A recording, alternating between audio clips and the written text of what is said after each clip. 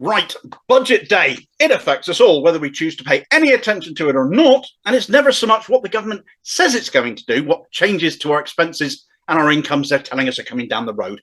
It's what they don't tell us, what they don't spell out, what the catch is to everything they present to us. So I sat there, I watched it, I took notes.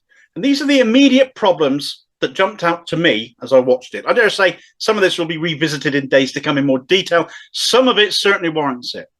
Let's start with energy. The good news is that Hunt has seen enough sense to keep the energy price guarantee scheme in place at £2,500 instead of increasing it to £3,000 for another 3 months until the cost of energy comes down, predicted to come down below that £2,500 that the cap is currently set at, meaning we don't see the price rises as we're expected come April. However, those worst off households who were benefiting from an additional £400 of energy support over the last 6 months will all of a sudden lose that. Hunt never mentioned this, and it's not being factored into mainstream media coverage either, as they all produce lovely colourful graphs pointing at the savings households will now make on energy. Not all of them will, and in fact, for those households worst off, particularly disabled households where energy usage may be higher, bills perversely could still go up anyway. There is a caveat here, though, in that the cost of living support scheme is continuing, up to £900 of support this year, yet there was also no mention of this in Hunt's budget, and nor do we know still at this point when any of those payments are going to be made. In order to avoid fraud, apparently the government isn't going to tell anyone. Very helpful not when it comes to budgeting. One other piece of news that was good news on the energy front is the way past time announcement that prepay energy customers will no longer get stung for a premium over direct debit customers, charged more for their energy usage than others are. This affects some 4 million households. It's one of the few notable announcements that actually is worthy of a positive mention. Enough on that, though, because it really doesn't save this budget. Following on from these energy announcements was the first of several, what I would call Save Sunak announcements. Hunt announced a £63 million fund to help keep leisure centres and public swimming pools open, many of whom have been threatened with closure chiefly due to the cost of heating these large bodies of water, these large buildings. Now, this is a Save Sunak moment because it's been reported in the last week, I'm sure you may have heard about it, that Sunak, who has built a humongous swimming pool at his mansion in his constituency in Richmond in Yorkshire, and it requires such a large amount of energy to heat, his bill for heating it will come in at some £13,000 a year, but he's had to have the electricity grid upgraded significantly there to cope with it, all whilst the local pool apparently faced closure. Well, Sunak has paid for the infrastructure upgrades himself, but this is just a very wealthy man splashing cash because he's in a position to do so to help himself. Typical Tory, many of you might say. So this swimming pool fund of Hunt's was greeted with a certain amount of derision in the comments by a fair bit of laughter, and it's for this very good reason. And you can't help but think this was a very, very last-minute addition. Moving on, alcohol duty for draft drinks served in pubs and bars is getting an 11% reduction, so cheaper to go out for a beer versus the off-licence. And fuel duty is also frozen for another 12 months, as well as the 5p reduction remaining in place for another 12 months as well. And of course, you might be thinking, well, there's no catch with that, Damo, surely. But I'm going to take that alcohol duty freeze, and I'm going to take that fuel duty freeze, and I'm going to take Hunt's change of mind over the energy price guarantee, because one of his big pledges, as it is one of Sunak's 5 pledges to the public that he made, was to see inflation halved. And as I said in another video a few weeks ago, it's coming down anyway. OBR predictions, pinch of salt taken, of course, have said they're coming down from 10.7% now to a predicted 2.9% by the end of the year. Yet Hunt also pointed to these 3 measures on energy, alcohol and fuel as another factor that will reduce inflation. And it would be remiss of me to not point out, if they are costing us less, that puts more money in our pockets to spend on other stuff, which both promotes growth in the economy, that these entire budget, as Hunt keeps saying, a budget for growth he called it, and brings down inflation. It's more money in the pockets of ordinary people that drives this country's economy and controls inflation. And this was the closest Hunt came to blatantly admitting it. Warranted mention for that alone, I thought. Anyway, defence spending next. It was widely expected that Hunt would announce £5 billion in increased defence spending over the next 5 years, but he's actually increased it by £11 billion over the next 5 years. Why so much? Well, Tory MP James Cartledge gave the game away after the budget speaking on Sky to Sophie Ridge, because apparently we've depleted our munitions stocks by giving so much of it to Ukraine. You mean the Tories haven't charged them for it?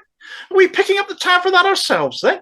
Now, maybe you have no issue with that. I would if it was, I wouldn't if it was rather a humanitarian aid package rather than arms. But given what rampant arms manufacturers and salespeople we are in the UK, it does still seem a little bit surprising.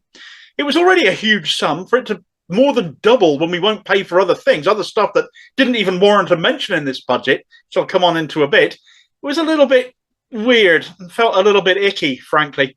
Speaking of icky, let's move on to more saving Rishi Sunak, shall we? Or maybe it's more benefits Sunak. I don't know. It'll become clearer as I explain. Decide for yourselves. But this could be another scandal in the offing.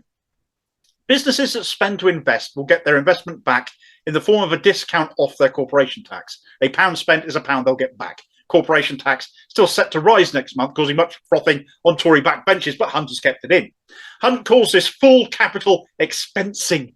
When it comes to research and development in some industries, though, Hunt goes a little bit further.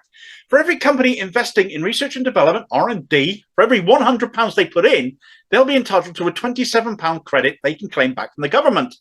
But it's the example Hunt gave that set off an alarm bell in the back of my head.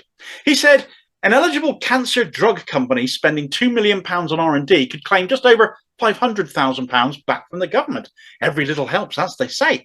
But it reminded me that Moderna are building a brand new state-of-the-art research drugs centre in Oxfordshire to do drug research here in the UK. And with Sunak's alleged links to Moderna through the company he helped found, Theleme Partners, remember that story?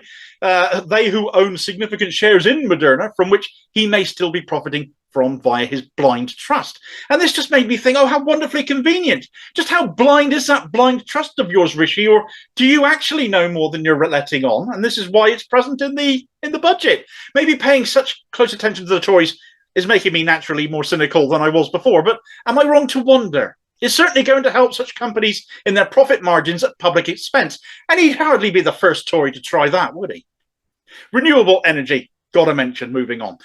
Hunt makes much of the fact wind is great, but it isn't always windy. Not been spending enough time in Cornwall, clearly. Solar is great, but it isn't always sunny. Maybe you have. But you know what is reliable all the time? Well, I was thinking tidal, since as a renewable, it keeps getting ignored. And as long as we have a moon driving the tides, we'll have waves capable of generating energy, regardless of what the weather is. But no, because apparently radioactivity is just as reliable, apparently. More nuclear is where he went. The waste is still a bugger to dispose of. The environmental risks are always there, but Hunt is getting nuclear classified as environmentally sustainable, putting it in the same bracket as wind and solar. He's even launching it under the banner of Great British Nuclear, a new company they'll no doubt flog off in the future when it's worth something, and it's all being launched with a competition to develop small modular reactors, mini nuclear reactors. So people building them in their garden sheds then? He didn't expand on this idea. A little bit bothersome. I certainly hope that's not the case. Anyway, let's speed up getting medicines out by deregulating them is where he went next. Fantastic idea. What could go wrong there? Hunt's plan is to take the word of other medicine approval bodies around the world to fast-track availability by giving them the nod here automatically. We have more stringent rules here in the UK than anywhere else. I dare say that's for a reason. But reason to a Tory gets in the way of profits, it would seem. And who am I to argue with them on that? It's what they always do.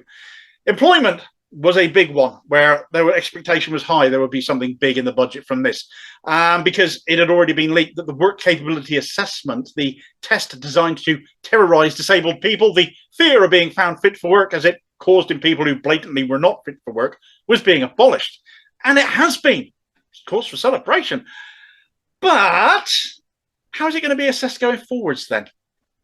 No answer. Hunt lauded the DWP mastermind of the evil thing, Ian Duncan Smith, for helping 2 million people into work since 2013, though helpfully omitting to mention the fact IDS became known thereafter as Dr. Death due to how many people his policies also helped into their graves. The hated thing is gone, but a white paper on this is due to be published. I dare say it's going to warrant a video all of its own, no doubt, once I've got a copy of it and read it. But the basic gist of it right now is that disability and capability for work are being separated, rightfully so, in my opinion. So there will be no risk to disability benefits going forwards by disabled people seeking work, and funding will be provided by those who choose to look for work, being called universal support, to help them find work they can do if they want to. Hunt said this is voluntary, but the devil will be in the detail. A lot of people will be delighted by this news. Others will be more cynical and have questions that still need answering. As an unpaid carer to disabled family members myself, there was Nothing in there for people in my position, for example. So unpaid carers, forgotten again, though this is something we've become very, very used to over the years.